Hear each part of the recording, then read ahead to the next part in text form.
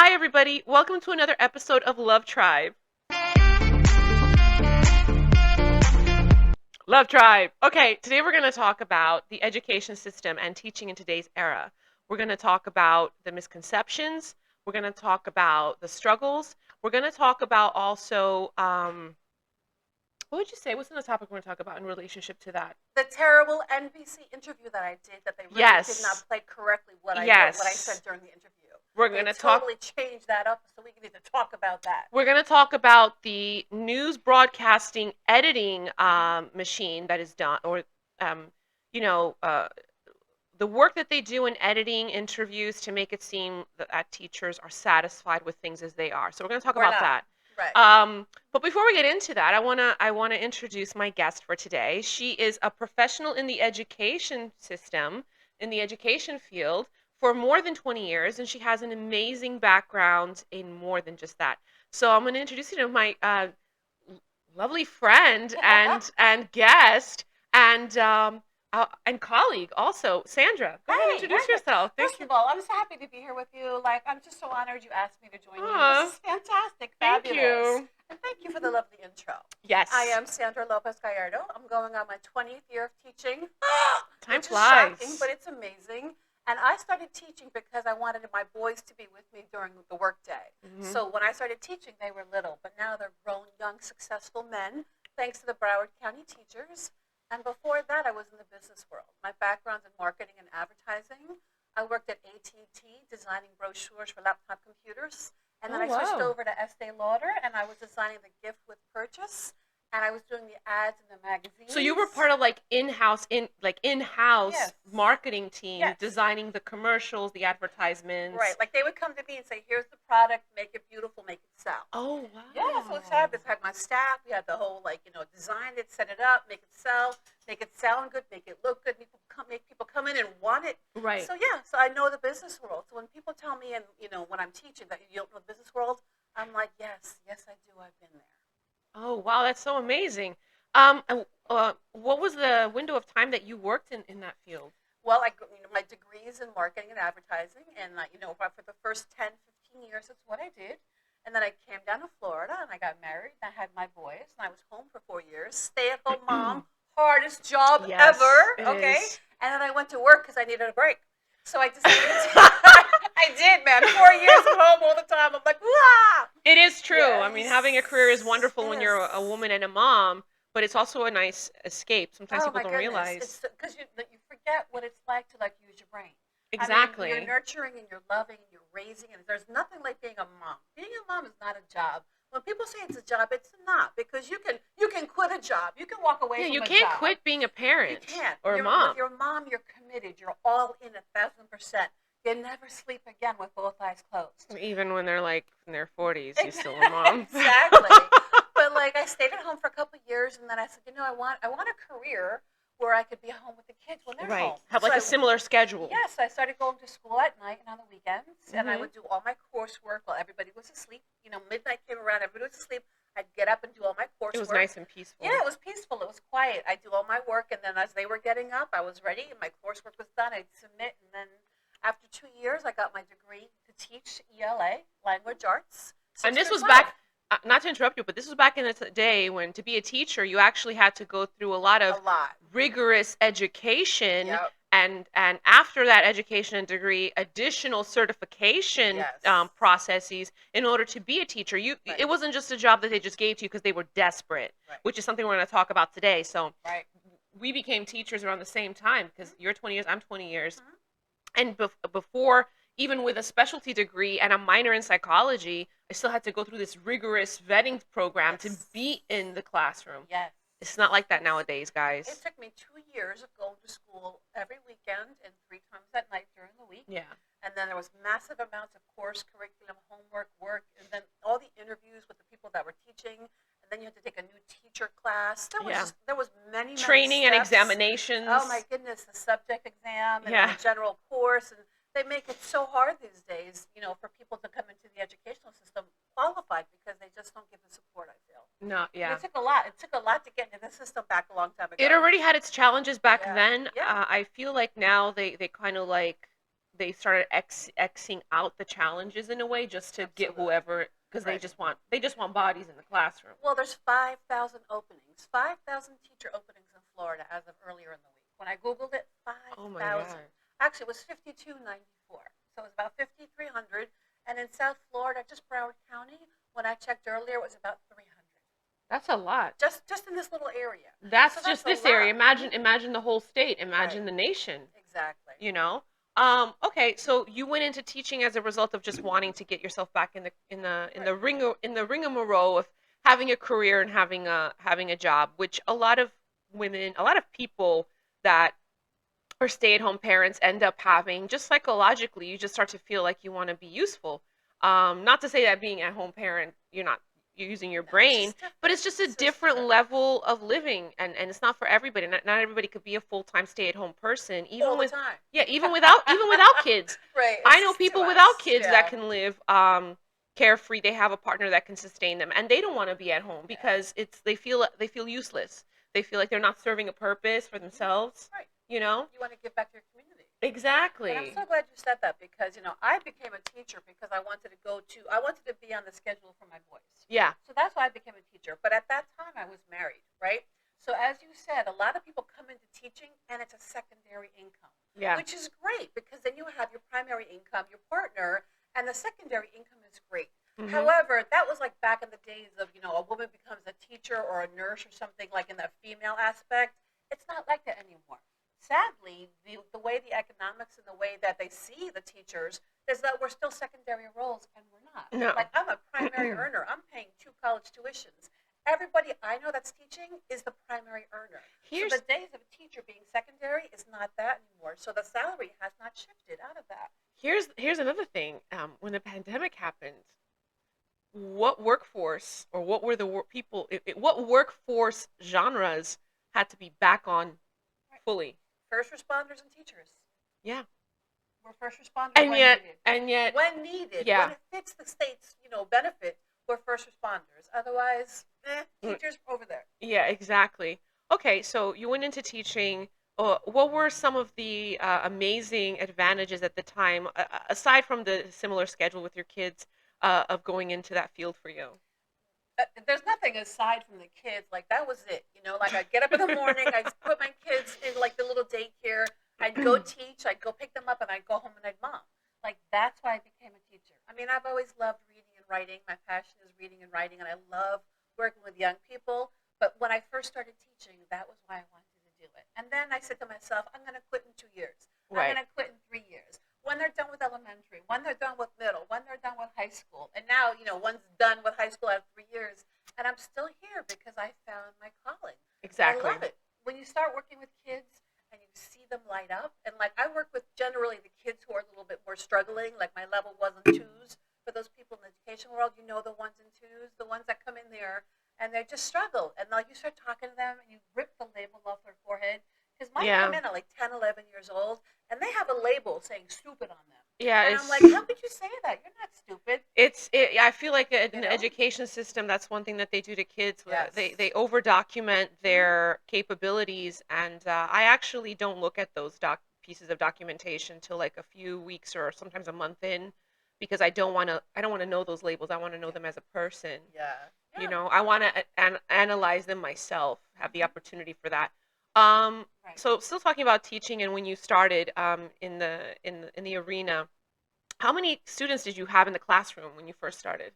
It's been a while, but it was like between 25 and 35. I had pretty big 35? Yeah, I was in the No building way. for a couple of years, and I had like 25 to 35. What grade level? Was it always 6th? It was always 6th grade. Okay. I taught 8th grade for like a couple of months, and I hated it. I'm like, I'm out. Okay, so I've always taught 6th grade, but it was between 25 to 35 kids. And I used to share a classroom with another teacher. So we would alternate periods. Right. And then I would have a little cart, and I would go from classroom to classroom. When a classroom was empty, I'd bring my little cart in, and I have to like do my little razzle-dazzle magic with whatever I could find. Right. And then the bell would ring, I'd go on to the next classroom. So I didn't even have a classroom my first couple of years. It was crazy. Wow. It was crazy. Oh, yeah. wow. But I made it work because we're teachers. We make magic happen all the time. Yeah, you make it work. You don't get the option of being like, this doesn't function for me. Right. The kids are not going to wait for you, so you got to like make it exactly. happen for them. Yeah. Okay, so 35 kids, that's a lot of kids That's a for one lot. It was a person. lot of I thought it was kids. less at the beginning. No, no, it was a lot It of was kids. more? Yeah, it was a lot Okay, of kids. so it hasn't really shifted too much, I would say now. I'd say it's gotten smaller now. They got more rigorous now. Like you're not allowed to have past a certain number of kids, Right. which also brings attention to safety and such because you still have to consider we're dealing with one adult with 25 other kids. Right. And nowadays, if kids don't know their boundaries, that one adult may not be safe. I really feel that way because we're talking children. Yeah. And we're talking, for me, it's sixth graders, for you, it's seventh graders. Yeah. They're high energy. They don't know. I mean, they're built to push boundaries. Exactly. Like they're at the age where they're built to push boundaries. That's a boundary? Great. Let me push it and see if you're going to push back. Mm-hmm. And here's where I have an issue with the new teachers. Because when I was a new teacher, I just didn't have the wherewithal. I didn't have the experience to be like, Joey, sit down and stop. Uh-huh. I can do that now and Joey sits down and stop. But in the beginning, when you don't know what you don't know, you're almost afraid of the kids. So I was almost afraid of them because I didn't know them, like I didn't know what I could do and how I could say it. And like I would let the kid like try me a couple times. And now it's like you have one try and then you're out. I take I do not play with them. My kids love the respect. Yeah. I have learned that the more boundaries you give the kids, they they understand that I'm trying to keep them safe. Exactly. And they want to be safe because they're scared in the classroom these days too. So the more a teacher has control and the more respect you give them, the more respect they give you, I have found. Yeah. And they feel safe and then we're all safe. I think it lends itself also to a calmer classroom environment. Totally. Because even though they want to misbehave or they want to be rowdy, they actually will stop when you ask them to stop. They do. They do. I do. Like you said, they want to play. They want to be rowdy. But the minute you look at them and you look, I see you. You are funny, but I need you to sit down. Exactly. Like, okay. And they sit down. So they want you to put them back in their little boundary. They need it. Like if their job is to test it, your job is to be like, boom, sit down. So in comparison with when you started teaching and what you've seen, because you shared with me that you train new teachers that go into your department, based on what you experienced as a new teacher versus what you see new teachers today facing when it comes to dealing with behavior and personalities, what are some differences that you've noticed? The behavior's out of control. Like when I started, kids just did not do what they do. I mean, everything's changed. Nowadays, kids flip you off, kids curse you out, kids throw desks, kids bring in weapons. You got to check their mental health. You got to check their academic struggles. You got to check if they're eating at home or they're living in a car. You got to check, there's just a lot of emotional, personal things they have. And, I feel like that's one of the other things I talked about is in my interview. It's like they have this matrix of consequences from the 1970s. It's like kids in the 1970s or even in the early 2000s. Their behavior patterns were different. Very different. Very different stresses, very different actions, very different interactions with teachers. Yeah. So things like the salary chart, the matrix chart, they're antiquated. They're outdated and they need to be looked at. Sit down, Dr. Licata, and look at the salary chart and look at the matrix consequence. What happened back then doesn't work for now. So fix it. So you would say that the consequence system they have, which we call the behavior matrix, because it's antiquated, it allows the kids to get away with a lot of stuff today. I just see the kids just have a lot more. I see the kids have a lot more control than they used to. You know what I mean? They have more control of what their consequences are. And I have found that when you give a kid too much freedom with the consequences, they just go back to the classroom and they're out of control again. Okay. You know what I mean? They have no boundaries. Okay. Should we pick that up? No. like in the classroom, something happens. Keep it rolling, girl. Keep it rolling. We just keep it rolling. Are you okay? Are you okay? Are you okay with that? Okay. Go ahead. It's like in the classroom. You're like, all right, everybody okay? No blood, no bones. All right, keep going. Exactly. No one's bleeding. No one's dead. Okay, we keep going. All right. So I'm talking about classroom management and how it was as a new teacher before versus now, what you've been observing. So new teachers today compared to how you were when you started teaching. What are some patterns in the teachers that are new that you train today that you're just like, this is not going to work? They're terrified of consequencing the kids. The way that things are happening in the school now. Right. I mean, parents freak out. You shamed my kid. I'm like, no, I told your kid to sit down. It's called boundary. You know what I mean? And I feel like as new teachers, they are so scared to say anything, to do anything. Of course, we never ever harm the kids, But the new teachers, they're new. And like I said, you don't know what you don't know. When you're experienced, when you're seasoned, you know how to tell somebody to sit down with the way you look. You give them a certain look and the kid sits down. And that's just an experienced teacher. When you're a new teacher, there's just so many things going on, trying to balance everything, trying to juggle so many things to go on, that like there's just very little time to consequence the child. And if you do, they're out for a couple of hours and then they're back the next day. So there's like no respect for like whatever consequence you gave. It's uncomfortable also because I don't know any other workforce that you would complain to HR about a problem that is, infringing upon your personal boundaries and space, and a consequence would just be like, oh, it's a couple hours or a day, and the next day you're dealing with the person again. Right, they come back in your room. Exactly. They come back in your personal space, basically. They come back into your personal space, and you have no choice. You have no say-so. Right, and for me, I've always taught my sons and my students, what you permit, you promote. So if I permit you to be disrespectful, if I permit you to say something nasty to your neighbor, if I permit you to, if you hit them and you go to the office and they're like, oh, Joey, don't do that, and then they're back the next day, guess what? They're gonna hit again because the consequence hasn't been enforced as strongly as it should be, in my opinion. Exactly. So the new teachers I work with, they're shocked at how much classroom management has to be done. And I talked to my neighbors who are teachers who are experienced. 90% of the job is classroom management. Yeah. You cannot teach if you don't have classroom management, and you don't get classroom management skills for like the first 3 to 5 years. No, you don't. You don't. So these new teachers are trying to teach their awesome lesson plans, and one kid's bouncing off the wall, the other kid's rolling on the floor. I saw a kid rolling down the ramp the other day, and I'm just like, are you okay? Like, what is happening here? And it's classroom management. And when I started, I had a teacher mentor right next door to me. And every class, are you okay, San? Are you okay? And then I meet with another one from another part of the building once a week. So I had somebody like every day next to me. I ate lunch with them, and I had somebody once a week that I would go through the courses with. They would check everything. They would help me with any ideas.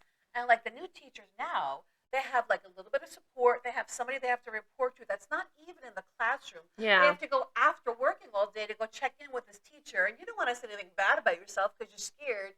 But if you have a teacher in the classroom next to you, she'll hear the ruckus and come over. Exactly. Like she knows what's going on. So I don't feel the new teachers have the support they need either. So they shouldn't have the salary like we have. I'm just saying, I'm going to get into that later. We're going to get into that. We're going to get into that. Okay, so we're talking about, classroom management in the beginning when you started versus how it is now. It's really hard. Let's get into some other features. People have this misconception that teaching is you go into a room, the bell rings, the kids come in, and you just teach the lesson. Why is my kid not learning math properly, or why does the kid have so much homework and this doesn't get done? Sandra, tell us a little bit about, how much time do kids have in a classroom? Well, we have about 55 minutes. Each class is 55 minutes. And I know that as soon as that bell rings and I open that door and my kids come up the ramp, my kids don't come up the ramp until I invite them in. Right. They gather at the bottom of the ramp, the bell rings, and I invite them in because as they come up, I look at them and I'm like, hey, Joey, hey, Susie, hey, Maria, what's happening, Jose? Yeah. Like as they're coming in, I invite them. And even during COVID, you create relationships with them. You have to. When I see them with my eyes and I smile at them, I can say, okay, this one was crying.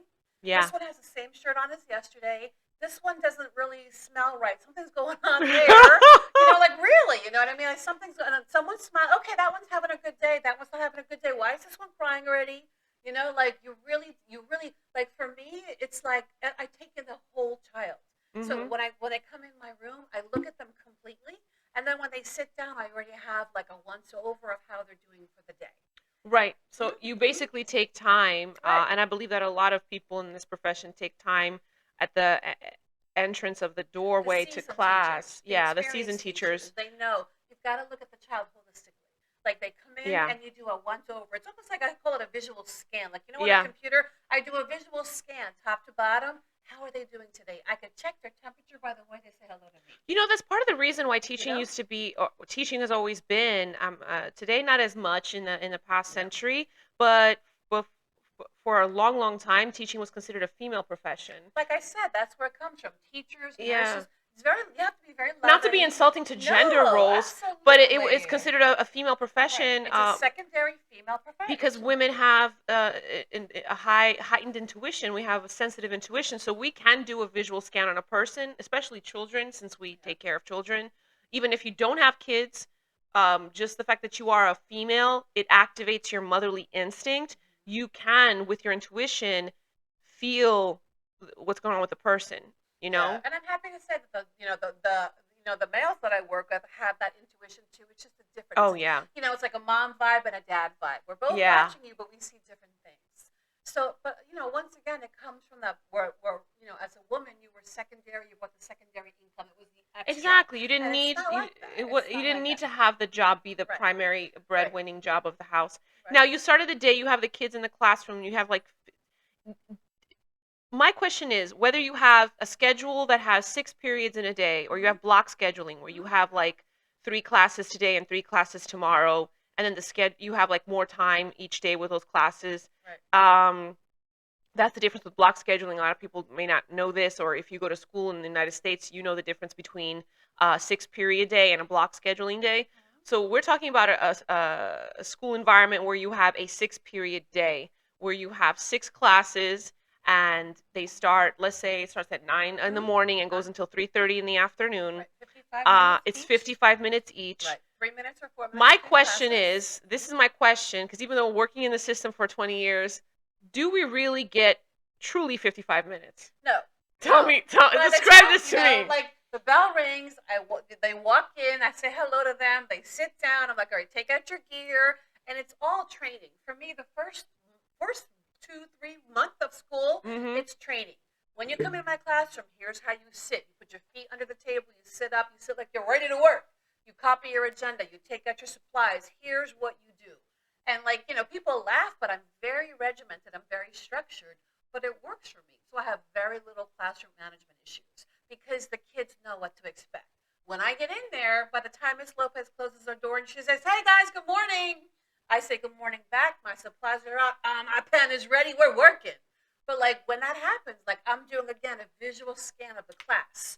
Who argued with who moved who's big, book pack. Right. What happened here? Who's not happy anymore? They walked in happy. They're not happy. And then you try to start teaching, and everything is classroom management. Seeing how the kids are, taking the temperature of the room, just like an adult. You got to take the temperature of the room. What happened? Did something happen outside before the bell? Is something about to happen later in the classroom? And how much time does that take? So how much time can that take from your class sometimes? A lot, depending on the day, a lot. I feel my true teaching time, usually about 25 minutes. Same. Minutes. Sometimes a little less. Everybody settles in, and I get everybody going, and then I'm stopping and I'm popping here and there and there. Then I get to teach a little bit, and then they work because I like everything done within the 55 minutes.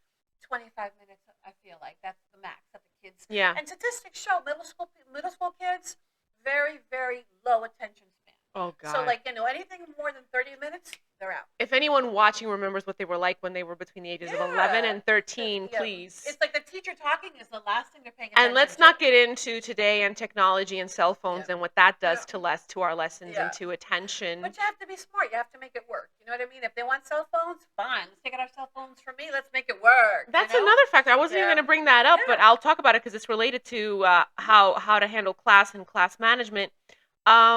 Let's talk about cell phones. What are some? Because this did not exist in the beginning of a career 20 years ago. You didn't have to deal with cell phones. I know. Nowadays, what has your experience been with kids having cell phones in the classroom? I try to keep things very positive. The kids love their cell phones. They'd rather see me on the screen than live, right? So I make YouTube videos for them. So instead of me teaching, they open up their computers, their phones, they go and watch you on YouTube. YouTube. Me on the screen. And I'm walking in the room, and I got 24 kids watching me on their screen. But you know what's great? Right. They can watch it as many times as they want and without at home being embarrassed. They can have, some kids need repetition. I need repetition. Yes. I need something 2 or 3 times before I get it. So they can watch me on the screen, and then they do the assignment, and if they have questions, I have this little thing where they can just message me. It's a private message to me. The parents can see everything, but it's on the school system. Right. And my shy little girls who don't like to raise their hand, because nobody likes to ask a question.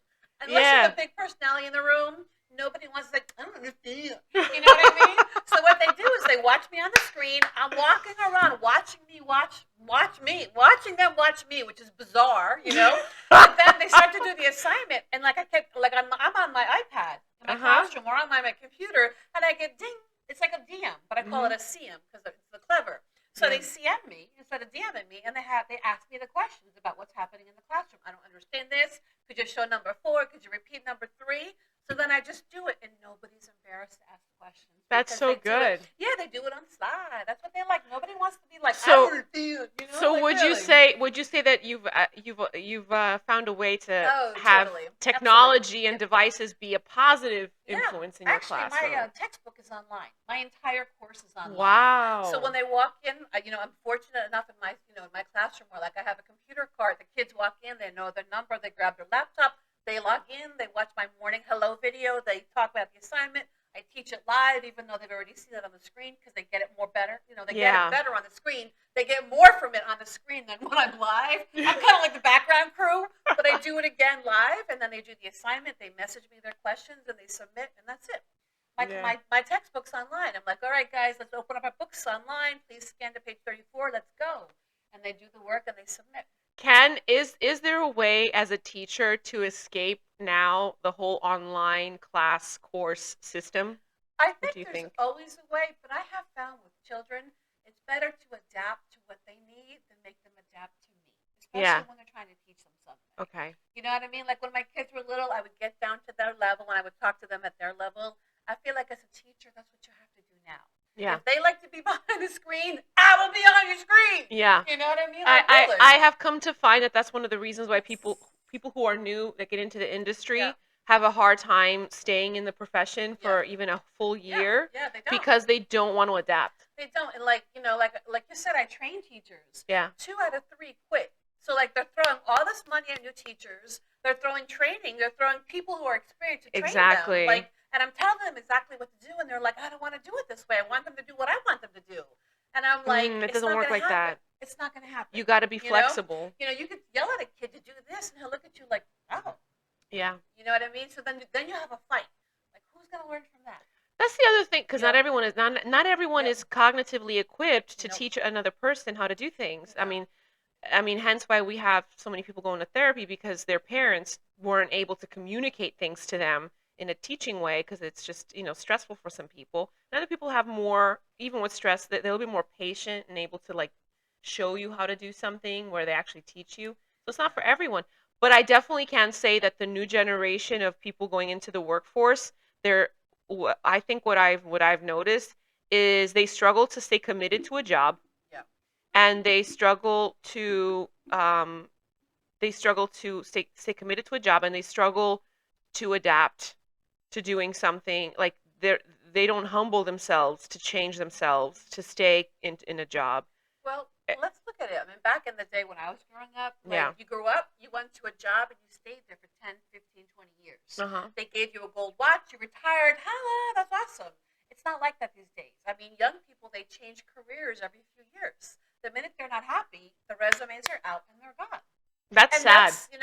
I don't think it's sad. I think the new age. It's adapting. It's like, if I'm not happy here, I'm out. But I think the new age mentality, and that's one of the reasons. That's something I saw when I've life coached people.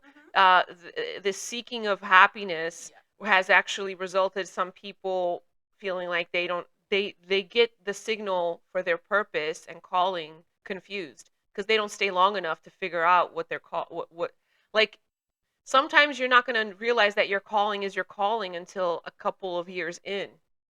It's not going to come to you immediately, because it takes, like we were talking about the new teachers and classroom management behavior, it takes time for you to get the training, and the training sometimes is on the field. Yeah. Whatever that field is. You become like a real teacher, like the Velveteen Bunny. Until your eyes coming off and your fur is wiped out, and you go home and you cry and you're like, oh my God.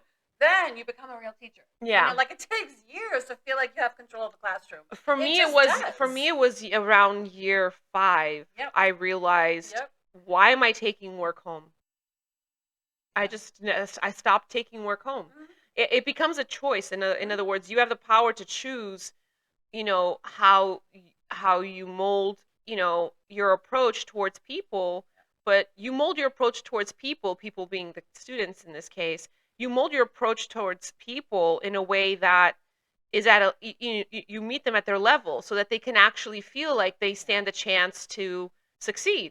But if you keep meeting them at a place that's not where they're at, they're not gonna, like, the human brain is amazing in this. It's like, if you feel like you can't succeed at something and someone's giving you a target that's just like, it's not gonna happen, even though they can, but because they believe that they can't, they just don't try. But when you give them, it's that foot in the door. When you give them a little bit of something that they say yes to and they try and they're good at it, and then you give them something bigger, something more, difficult, and then they do that because they just attempt it and they realize, oh, I did it and I did really well. That's happened to me with a lot of students who are like, oh, I'm not going to take this test. I'm just going to fail. I didn't do, the 5 previous assignments in your class. For whatever reason. I'm like, you know what? Be confident in what you understood from what we've done, and then the kid goes and takes the test knowing, and sometimes I would even say, because now everything's online, I give them like 2 attempts, because it's my knowing, having a lot of psychology background, by giving them 2 attempts, they're likely to do the first one more calmer, with more confidence, because they're like, oh, if I mess up, I have a second attempt. So I can't, my number of kids that actually got higher scores than the first attempt went up. And they're like, I don't need to take the second attempt. I got a 90%. Totally. And I give kids multiple attempts, like multiple. And like some teachers get really mad at that, and I'm like, you do you, but for my kids, like, it's a psychological trick. I've had kids try something. Like, sometimes I'll leave unlimited chances because, I love them and I want them to succeed. Like, sometimes I'll open the quiz for like overnight, and I've had kids take it 12 times. And because that's effort, man, that's determination. They're still learning. They're trying. They're still and learning. If they're trying, I give them the points, and they're learning, and they're learning. I can do this. I'm not going to quit. I mean, I get it right the first 10th or 13th time, but I will get it, and then I give them the highest score. Also, this is like this is like primary school. It's not college or university or medical school or the bar. It's the place where they're supposed to learn they're supposed to learn the importance of you try. You don't give up. You keep trying until you succeed. How can you teach kids to keep trying until you succeed if you only give them one shot every single time? Now, here's the thing, though. When you bring in a new teacher, right, from either out of the country or another profession, really, we'll get into that also. Yeah, I got a lot to say about this. Whole topic. These other teachers, they don't even speak English. Like, you know what I mean? But if you're bringing them in, like, I came in from marketing. You know what I mean? Like, I work with adults. If I tell you to do something, you better get it right. If I tell you to make that ad on our copy, when you show it to me, it better be right. Because you're an adult. I expect that. But when I'm working with an 11-year-old, and like, he hasn't come to class for 2 days, he hasn't done the past 5 assignments. And he's like, I'm going to fail. I'm like, dude, I want you to just try 2 questions. And then, you know what? Like you said, 2 questions, try 3. And you just got to give them a little bit of love. I have found that when you give these kids a little bit of love and respect, and one of the things that I found they want to do it. And I do, and they always tell me when they come back from you, we do the same thing. We talk to them. We don't talk at them. Like, when I'm talking to you, I'm looking at you, I'm feeling you, I'm seeing you. What is happening here with you?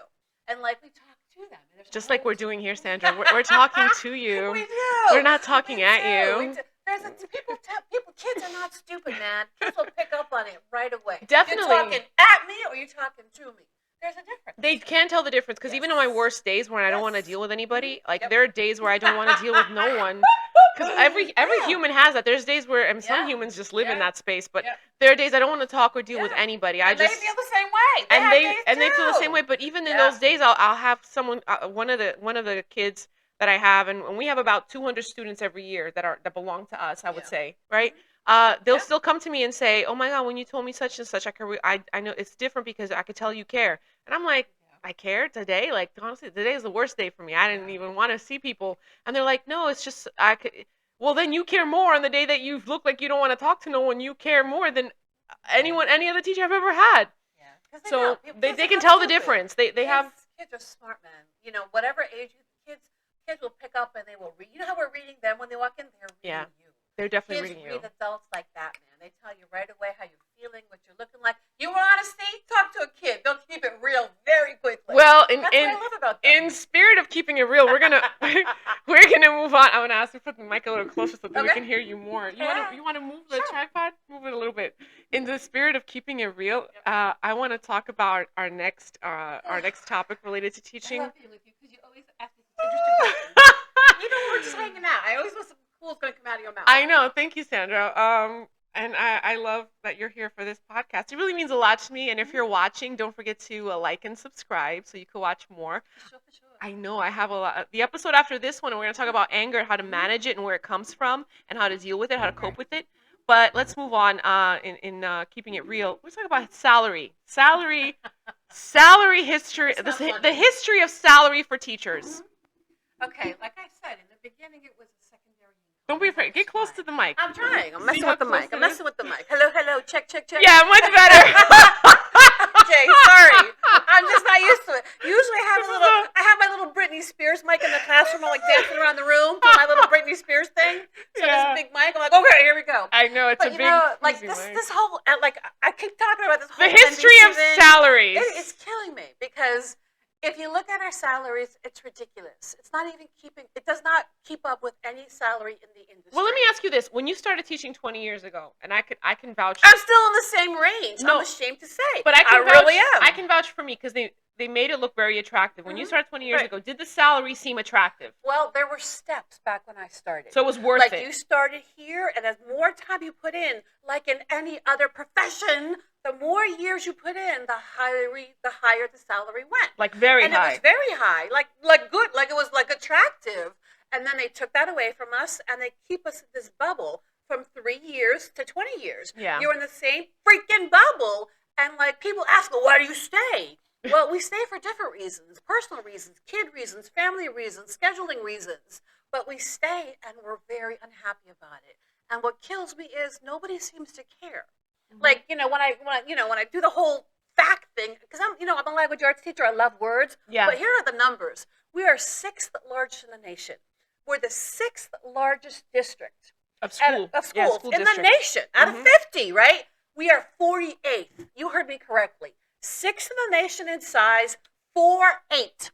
48th is our salary schedule. Okay, so here's 6th. Here's 48th. There's a problem. And then they bring in these new teachers, and they just make a couple $100 less than the teachers who are there 10, 15 years. Yeah. That is outrageous. Now, why do they do that? Because they're trying to attract new teachers, because seasoned teachers want to leave because we're not making enough money. So what happens is they keep throwing money at the new teachers, but they don't stay, and they ignore the seasoned teachers. Yeah. And we are the ones that need to be paid. People talk about respect and honor and this. Yeah, that's awesome. I'm from Jersey. You want to respect me?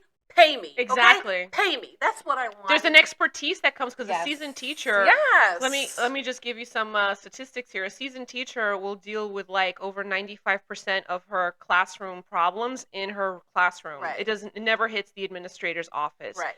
And the 5% that might hit the administrator's office is serious enough, and it's a situation where they just got to basically sign off on, yes, this kid gets suspended for a couple days. Right. That's a pretty easy consequence to address to a kid because the paperwork proves the issue that led the kid to get there. Right. So 95% of the classroom behavior issues are being dealt with in-house in the classroom by a seasoned teacher. Right. I give this analogy of a fireman. Like, if my house is on fire, right, and a little fire truck rolls up, and a newbie runs out, and he's going through all the steps, he's trying to get the right hose. I'm like, yeah, you're here. But a seasoned fireman comes in, he runs in the house, he grabs my dog, he puts out the fire, he yells at me a little, and then he's gone. Yeah. For me, I want the seasoned. I want the professional. Not that the newbie won't get there. They will. But there's nothing like a seasoned person. Yeah. You know what I mean? Like a seasoned teacher, we put out the fire before it even starts. Because a classroom of kids is a fire waiting to happen. And we know how to turn that down. We know how to turn the level down before it even starts. Yeah. So the seasoned teachers, the ones that are stuck in that bubble, they need to be respected and paid. And that just makes me crazy. because to bring in the new teachers at such a high salary, that's like they're making just a couple of $100 less, if that, than a seasoned teacher. And let's not forget, they don't even go through the steps that we used to go through 20 years ago to get the job. None of the classes, none of the curriculum, none of the interviews, none of the structures, none of the lesson plan review. They don't do any of that. They just walk in with their little child psychology certification. Yes, none of that. They don't have any of these like new teacher classes anymore, like the ones that we had. It wasn't like a 10-minute thing. It's like you spent weeks and years there. Yeah. So like to me, it's just so disrespectful. I feel like you just keep ignoring. It's like we just keep ignoring the seasoned teachers, and we're losing them. You know what I mean? And then they hire the new teachers to take the place of the seasoned teachers, and that's called outsourcing. I'm from the business world. When we don't want to pay people in America, we outsource to keep it cheaper. Right. And that's what they're doing with teachers. Oh, tell us a little bit about that. Yes, of course. They're bringing, like on the news the other day, when they were saying, oh, yes, we're taking new teachers from different professions. I'm like, liar! You were taking teachers from different countries. Now, you know what? Don't get all DEI on me because I'm all about diversity because I'm a Latina. Yeah. I don't care if they're coming from Mexico, where I'm from. I don't care who you're bringing in. If you're bringing in new teachers to take the job of seasoned teachers because you can get them for cheaper, that is called outsourcing. Yeah. I'm getting it cheaper out there than in here. So let me let go of the seasoned teachers that are valuable and respected and can keep the fights from happening, that can keep the grades up, that can keep the kids in school, that can help our community, our society. Well, let's not forget that also speak English. That's another issue. I just feel like they're not whatever fluent. New teachers they're bringing. How are they teaching a subject that they're not fluent in the language required? Because for every subject you teach in a specific language, no matter what language we're talking about, in this case, we're in America, we're talking about English.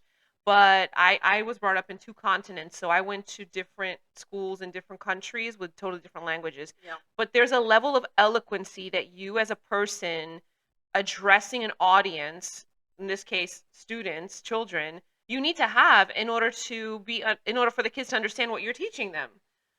They're not just outsourcing. They're getting people who don't have the level of language necessary to actually explain and give different examples. And I mean, would you not say that's the case? I think there's academic curriculum. I think there's academic verbiage. I Yes. just think there's a lot to learn. And most importantly, you have to know the culture. You have to know the kids. If you're coming from a country where the first thing you do in the morning is you dance and pray together, and you're coming to America where we don't do that first thing in the morning, it's jarring. When a kid curses you out and you're used to being in a country where you dancing leave, and prayer together. I know. I think it's kind of awesome. I'm like, yeah. But sometimes I put on Tina Turner in the morning or Bad Bunny. I'll dance a little bit. I'm a Bon Jovi, living on a prayer. Oh, yes. But if you're coming from a culture where like South America or wherever, you know what I mean? You're used to different cultural aspects. And like for some cultures, you can leave the classroom for half an hour.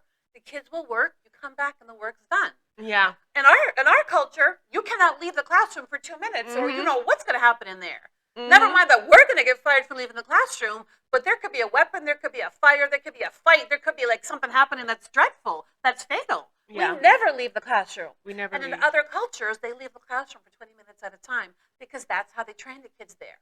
So these people coming in from different professions, different countries, they don't know our culture. They don't know the nuances. I always say it's the nuances of the kids. They don't know our kids. It creates a little bit of danger, I would say. It does, for sure. Because even in situations where, let's say there's a safety issue that happens in the school, and that's a new person that's out of country, how are they going to handle it? Because we're not talking about a person that's just dealing with a small department section in an office building. They're dealing with 20 plus children. This is what I'm talking about. Like if I want to outsource, bike tires. I like biking in the morning. If I want to outsource gloves, that's fine. One thing. But I'm working with your. I talk to the parents. I'm like, I'm working with your babies. Yeah. You drop off your baby in the morning. I know when I drop off my baby, I'm like, please come home to be safe and sound today. Exactly. Please. And learn a little something. Be a little smarter when I see you, but please come home to be safe and sound. But like if I'm putting my kid with a teacher who doesn't understand what's happening in our culture, who doesn't know the ins and outs of the violence and the weapons and the security and what's happening in our news system, what's happening in our culture, I'm putting my child in a dangerous situation. Yeah. And I would never do that on purpose. And I think with, the news and other people at the school board not telling the parents the truth. We're hiring from out of country, we're outsourcing, just saying lightly, oh, we're taking from different professions. No, you take them from out of other countries, and there's nothing wrong with that. I think if they were to say that, if they were to admit that and share it, I feel like the way parents were with being so adamant about having kids back in school after the pandemic, I feel like these parents would just go nuts. Well, as a parent, like, I want to know the truth. You know what I mean? If my child is walking into a classroom with a person who doesn't have the background that I want them to have, or doesn't have the nuances or the history or the academic curriculum down or the academic verbiage down, I want to know, and I want that to be my choice. Yes, I'm okay with that teacher, or no, I'm not. But if you're not telling the parents the truth, and me being a parent, you better tell me the truth. You're working with my kid. We're not working with boxes. You're talking to my kid. And let's not forget, when it comes to voting, they're the ones voting for things to be changed at the education level. So how do you think that is connected to salary for you? The salary is just like, I don't know why they have this notion. They love the kids. They don't have to be paid. It's like they almost want to shame us. I just want to say, I'm doing this podcast. I'm literally. I've had some people DM me asking me what studio I'm using. It's my house, guys. It's awesome. So it's so beautiful. It's my house. This background is my house. Yep. I need to get paid to have a house and have a nice place. Why should I have a nice place? Because I go to a job that I have to inspire other people. I have to inspire kids to want to be better for themselves. You can't inspire someone if you're in the gutter. For me, it's the whole notion of, like, they want to shame us into not asking us for money, to asking for money, that we're the most educated, we are the most loving, we are the most committed, and we're working with your babies. How could you not want to pay us? I know. I'm not asking for baseball salary level, though that would be nice. That would be nice. Okay? But, like, I'm asking to have a standard of living. If I'm sixth in the nation with school size, I want to be sixth in the nation with salary. With salary, it definitely should be that. If you go online and you look at any other job with a 20-year experience, you're walking in with six figures. Walking in. And with us, it's like, oh, there's the teachers. They love the kids so much. They don't ask for money. That's not true. Yeah. That's not true. They push us to the side. They pretend we don't matter. We're loving. We're caring. We do it. We stay here for our reasons, but we need to be paid. I mean, money is the energy of the world. I love money. It makes the world go round. So I don't know why they're trying to shame us and make us feel bad for wanting to be paid appropriately for our education, our skills, and our passion. It's very simple. Pay us. I used to have a friend. She was a math teacher. I found this out a few years after it already had transpired. She was teaching at a school in Aventura, which is closer to Miami. And she was really excited about being a math teacher. She had done a lot of work to get that job and to have that position. It's a lot of most of us have I have 2 degrees. Yeah. You know what I mean? 20 years, 2 degrees. I know people that have masters. We probably, if we were to put together all of the hours we have in the trainings and the certifications we have to get that are, differentiated certifications, we probably would have like an additional degree. It's just they don't do it that way. They certify you within the education department, and then you have an extra certification. But if you were to actually if you were to translate that into college hours, it would be credits. We would have another degree of something.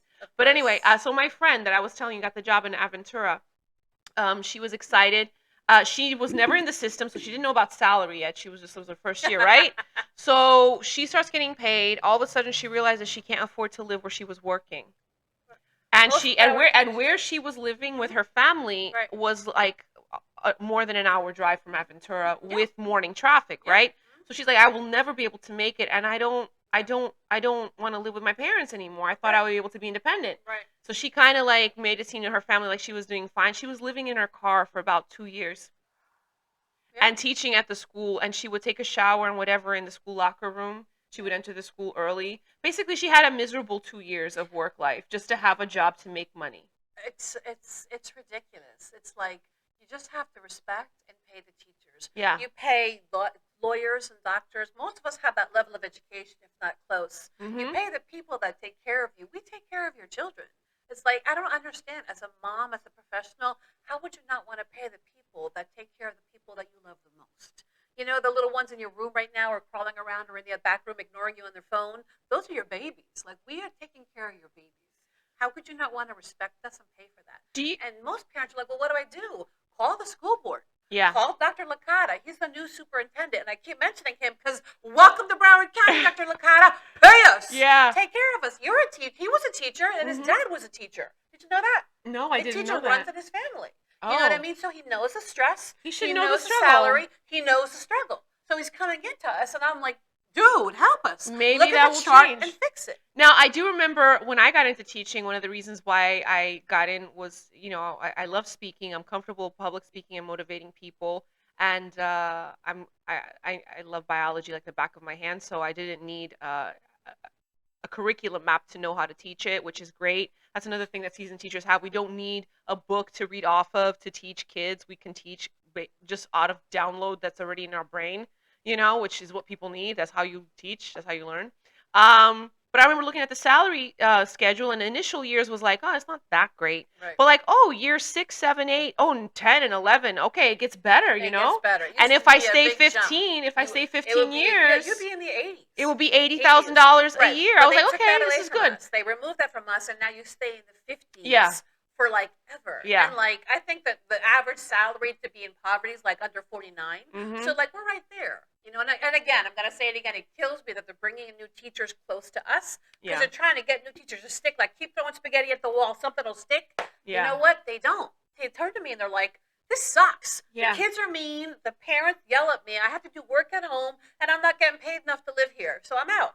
Like our teachers in Broward County can't afford to live in Broward County. No. Like you said, so. And Broward County is a big county. Yeah, it's just there's a lot of negativity. It's a big county. I feel like with so much negativity, never mind that we have to like protect the kids from each other in the classroom because the emotions, the tempers are volatile. Yeah. The inner fighting. Just keeping us safe, keeping each other safe.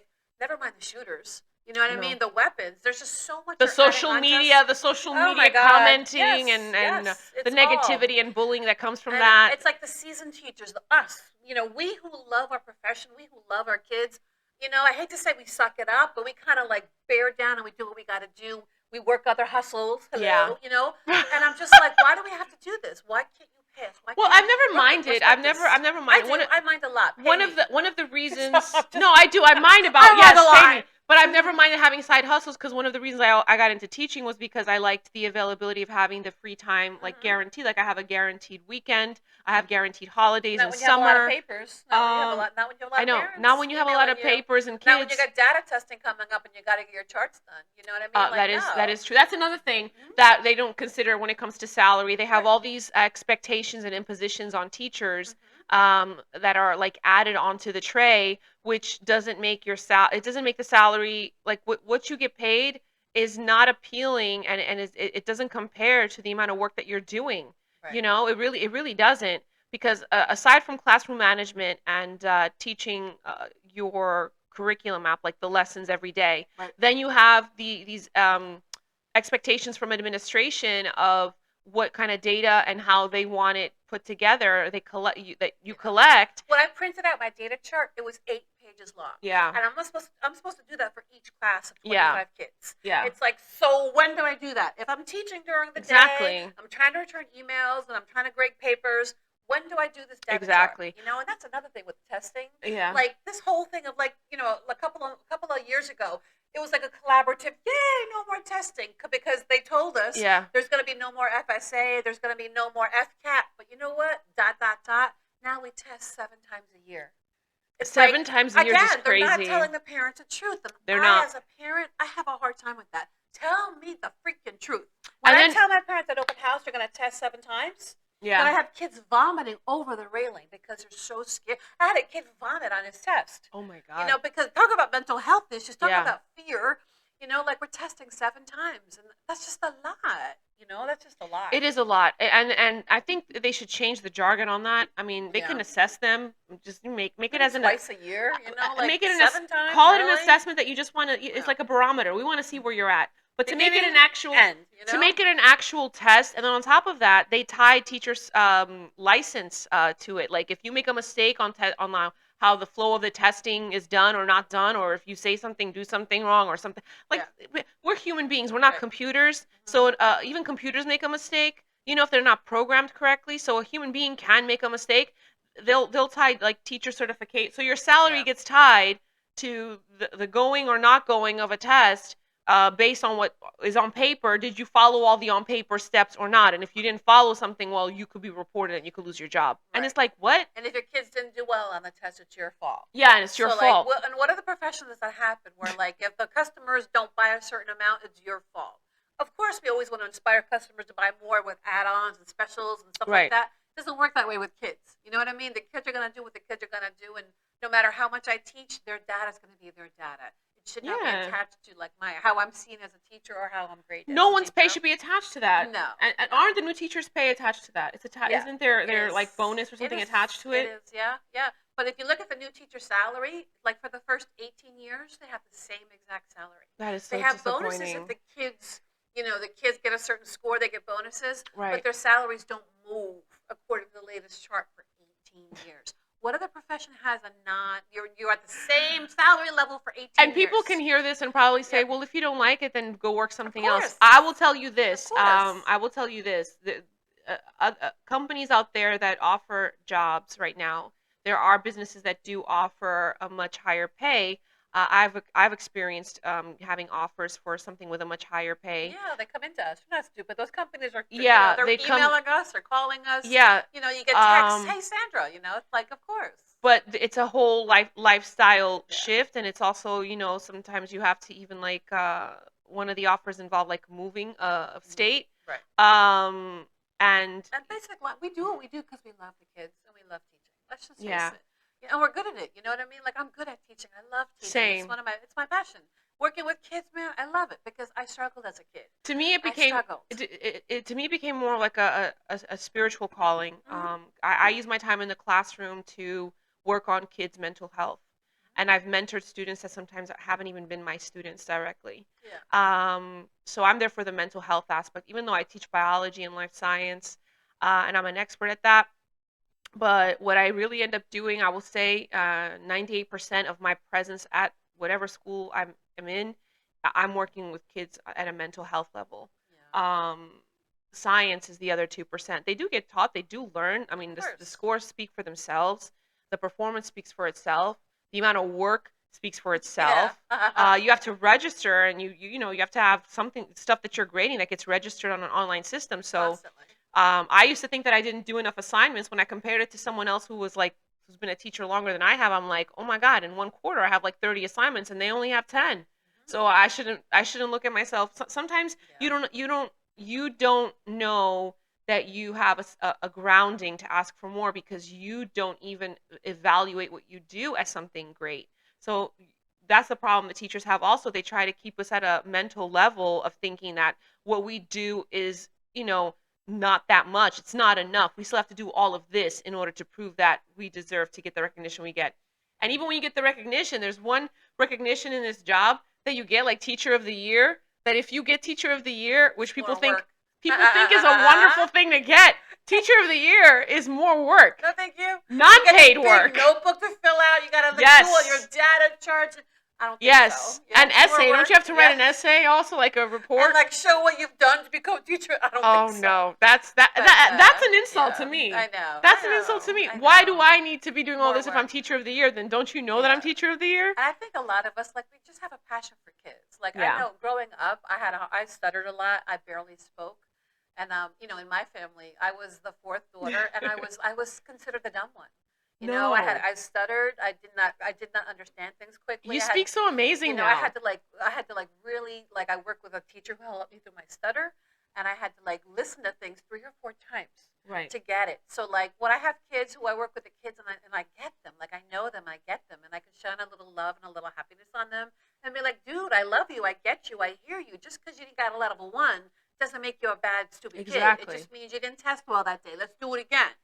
So for me, it's I'm at a point in my life where I love working with these kids, talking to them, reading with them, writing with them. When people ask me what I teach, I'm like, I teach a kid humanities. Yeah. And I teach language arts too. Yeah. So it's in my heart. It's in my passion that I love working with kids and giving them a voice. And that's why the salary needs to change. Yeah. I mean, that's why, because when I started, I was going to get to that. When I started, I looked at the salary schedule and it looked like by year 10, it'll be a really good pay, and then onward it increases. And then they took it away when I was already in year 6, and it was so disappointing. And by then, that was the time frame where I finally felt confident and comfortable, and I knew what I was doing at that profession, and I liked it. So I almost took a writing job with Marie Claire in New York City, um, because I was just like, this is not going to go anywhere. It was a moment of like, I can't believe that this is not going to go anywhere. And let's not forget, there's another thing people don't realize. When they do salary negotiations, we go back to work for pay based on a contract from the previous year. We never go in to work with the pay that belongs to that contractual year. Right. They delay the negotiating of our salary as much as Trump as much as possible. His court date. Yeah, as much as possible. Yeah. If the school is 10 months, they'll delay it almost 10 months. I mean, they'll delay it almost like 8 months. Right. And we'll pay you later. And we'll pay you later. You keep working. You keep doing your magic with the kids. We'll pay you later. What job does that? Here's the deal. Like, parents, it's up to you. It's up to you to call the school board. Like, when the school board lady was like, well, I just couldn't vote yes for the salary because I wanted to keep the money for him. I'm like, what are you talking about? For who? Why are you keeping the money for him? It should go to the teachers. What? So parents, you have a right to call the school board. You have a right to call the superintendent and be like, you need to pay our teachers. Yeah. Because people ask, how can we help? Call your school board. Email them. Call them. Pay them a visit. Say you need an appointment. Call the superintendent. Say you'd like to talk to them. Why aren't you paying our teachers? Because your kid needs to learn and be loved and taken care of and to grow into a good, wonderful, smart person. Because you send your kid to school to learn, to become successful. Yeah. And that's from a teacher. And there's another thing related to salary that I've recently learned. Even though there's a lot of hoopla going on with Disney and the woke agenda and what the governor thinks or doesn't think, just pay us. Just pay us. I will all that stuff. I will say this. I will say this though. I know that the school board has funding that is utilized for this woke agenda implementation, which I don't think parents are aware of that fully. They have an actual separate department that has for a few years now gotten millions of dollars, and those are the millions of dollars they should have used for teacher salaries. I have just found that parents are not told, or parents are just so busy. I know as a mom, we're just so busy. Yeah. We don't realize what's happening. And they know that, and they use it to their advantage. Yes. I think the school board uses it to the advantage. Parents is not going to. They're not going to show up. They're not going to show up. They don't really care. They're just happy their kid has a place to go. Right, and I think parents are smarter than that. I think parents need to call to make appointments to show up and be like, you know what, my kid needs to be taken care of. He needs a seasoned teacher. Pay the seasoned teachers. Yeah. Because I mentioned this before, but psychology major over here. Basic Maslow's hierarchy. Yeah. If you take care of your needs, the triangle goes up to the altruistic part. Take care of others. How can I take care of your baby? Take care of your child. Make sure your child is well and successful. If I'm worried about taking care of my kids and my needs, it just doesn't work like that. The triangle is shaped like that. We've got to take care of our basics, and it goes up, and then I can take care of yours. Altruism is your child. I'll take care of your child best when I take care of my child first. And that means paying us. And, parents can do this. You can call the school board. You can call the superintendent. You can say, things need to change here. You need to pay the teachers. You need to give the seasoned teachers what they deserve and stop dangling like a carrot. And then say, nah, just kidding, like they do every year. And then they hold it over our heads, and then they pay us later in the year. And they say, oh, we're going to do, don't worry, we'll pay you back. And it's just a mess every freaking year. By then they've already like grown interest on money that they should have used to pay us anyway. Right. And they just keep putting it out, and they just they wait for the parents to get over the hump of the new school year. Yeah. And then the parents go away, they get busy with their lives, and they're like, whatever, what are the teachers going to do? It's like they look at us so disrespectfully. Exactly. You know what I mean? They just push us to the side, and parents, it's up to you to help us. Yeah, I had one person tell me they chose to homeschool their kid because they weren't going to let a person who chose to make $50,000 a year teach their kid about life. Because how could that person teach my kid about life if they couldn't decide, if they chose such a horrible career for themselves? Yeah. When I went to the That's from a parent. I went to the mall the other day to do my steps. From a parent. And they do. I mean, they ridicule you, and it's like I'm trying to teach our future generation here. I had a cashier ask me what I do, and I'm like, I teach language arts. I teach kids to read and write and have a voice. And she goes, oh my God, I feel so sorry for you. And then I went to the store with my son who was getting something, and my son was like, yeah, my mom's a teacher, and the cashier goes, that's horrible. Why? When are you going to leave? This is what the new generation. This is what the young generation. This is a mentality. Teachers. But you know what that shows to me? This only proves to me what I've already been assessing and coming to a conclusion of. We live in a new age narcissistic society. Like that's what's being this whole new age mentality of self-love. What it's doing is making people that are like 40 and younger have a narcissistic perspective on life. Like, oh, I feel so bad for you. You're a teacher. I've had people tell me that, and I look at them and I'm like. And I've said to one person, I just had to let it out. I said, no, I feel sorry for you. You can't motivate anybody. Yeah, we do. I feel sorry for you. You don't know how to motivate and inspire anybody. You know, you talk to a teacher that's there for more than 10 years. Mm-hmm. You know, we're there because we're there for the game. We're in. We usually have kids. We know what it's like to raise them. We know what it's like to have ups and downs. And like, you know, as far as this NBC interview, which is I'm so mad about. We're gonna get to that. When they posted that everything is when they posted that everything's fine in the teacher world, it's not. I was like, NBC, you did teachers wrong. So nobody should watch NBC. But you just brought up a good point. They're not printing the right. Yeah, they're not showing you the right. They're editing their news reports. The truth. They're not showing. You brought up a good point. Mm-hmm. Teachers that we have right now. This is the population we have. We have like 80% of them are within 10 years and like 30 years right now. 80% of the teachers. 10 to 30 years. 80% teachers. We're lucky at our school, yeah. Yeah. Mm-hmm. 20%, and of those 20%, like 10% of them are 5 years in right now. And then we have another 5% that's like the new hires. I would say a lot more than 5%. 15 because it's 20% the difference. So it's 5% that are 5 or more, and then 15% that are the new hires. And they're the ones that it's like a turnstile. They just keep going. They don't stay. They bring them in. They're like, oh yeah, and then the third quarter they're like, I'm out. This is too hard. They don't stay. Right now, when we started, you said how many vacancies do we have right now? In Florida, there's 5,000. In Broward County, last time I checked, there was like 300. There's 300 in Broward County. Right. 5,000 so in Florida. People will be like, well, 300 is not that bad because Broward County has a lot of schools. Maybe that's one school. I would say in each school has about maybe like 90 to 100 teachers on staff, right? So this is going to affect every single parent that's watching this cast. Exactly. You know, if your child's going to a Broward County school, they're going to have a school that doesn't have a teacher for the classroom. Yeah. So that means your kid will have a teacher that's overwhelmed with 2 classes because they can't find a teacher to fill the other classes, or they find a sub to just watch the kids so they don't kill each other. Like one of us, they'll get us. Yeah, they'll go to the season ones and be like, "Hey, please watch this class. I need to watch this class while you're watching your class too. Watch 2 classes." Please. Yeah, I mean we get paid for that, but it's still a fact of like not a whole lot. It's like but anyway, if you're a parent with a child in Broward County, you are going to be affected the fact that you're missing teachers. Yeah, it's going to affect your child. It's going to affect their learning. It's going to affect their academic success and their life success. But this goes back to what I was explaining, that it's this self-love narcissistic mentality of this doesn't make me happy. I'm miserable or whatever. People can't stay, like, not necessarily because they don't have the skill. They're also not staying because they lack the commitment of having pride and even just having staying power at a job. That's the other problem we're experiencing. I just feel like the new teachers that don't want to stay are smart. They're like, I'm not getting paid enough for this shit. Right. Bottom line. You know what I mean? I can make more money and have less stress. There's other things they sometimes choose to do that has less integrity. Exactly. That's true. That's true. But like, there's no staying power. They don't have to stay. Only they can fans. Make more money. Right. The new teachers that quit, they're like, this is too hard. I'm not being paid enough. It always goes back to that. One of them told me, why am I going to do that? I make more money selling feet pics. It's just, the teachers have to be paid. The parents have to understand that if they want their kids to learn and to be successful, if you want your child to have a successful life, you have a life where every parent wants their child to do better. That's just the bottom line. You know what I mean? Like, I always want my kids to do better. Right. And if it's not for the teachers inspiring, loving, pushing, seeking, helping, you know what I mean? Right. Then you don't have a second. We spend more time with your kids than you do sometimes.